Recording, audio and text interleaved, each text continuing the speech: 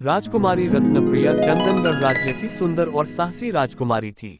एक दिन वह महल के बगीचे में टहल रही थी, तभी एक अजीब सा बंदर उसकी ओर आया। लेकिन ये कोई साधारण बंदर नहीं था, उसकी आंखों में बुद्धिमत्ता और चालाकी झलक रही थी।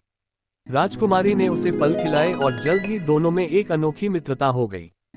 बंदर रोज महल आता, पर एक दिन जब रत्नप्रिया ने उसे छूने की कोशिश की तो वह डर गया और पेड़ पर चढ़कर कुछ बड़बड़ाया, जैसे कि वह कोई रहस्य छुपा रहा हो।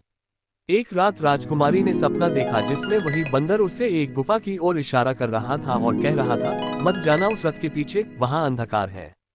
अगले दिन राज्य में एक रहस्यमयी रथ आया जिसमें कोई नहीं दिख रहा था, पर वह खुद ब खुद महल के पास रुक गया। बंदर फिर आया और जोर जोर से चिल्लाने लगा, जैसे राजकुमारी को चेतावनी दे रहा हो। रत्नप्रिया हैरान थी, क्या ये बंदर सच में उसे बचाना चाहता है। बंदर ने राजकुमारी को इशारों से जंगल के एक कोने में ले जाया, जहां झाड़ियों के पीछे एक प्राचीन गुफा थी। वहां दीवारों पर चित्र बने थे जिसमें एक राजकुमारी, एक रथ और एक बंदर जैसी आकृति थी। रत्नप्रिया ने धीरे धीरे समझा कि यह कोई पुरानी कहानी नहीं, बल्कि भविष्य की चेतावनी है। तभी गुफा की दीवार से एक रहस्यमयी आवाज आई, अगर रथ में बैठी तो सत्य हो जाएगा।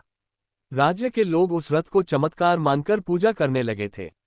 राजा भी प्रभावित हुए और रत्नप्रिया को रथ पर सवार होने को कहा, पर बंदर बार बार उसे मना कर रहा था।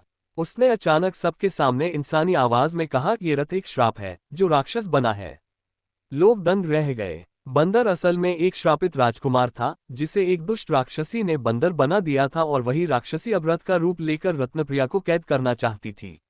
रत्नप्रिया ने अपने साहस और गुफा से मिली जानकारी का उपयोग करके रथ पर मंत्र पढ़े जो उसे गुफा में लिखे मिले थे। रथ से भयानक चीख निकली और वह आग की लपटों में बदल गया। राक्षसी की आत्मा जल गई।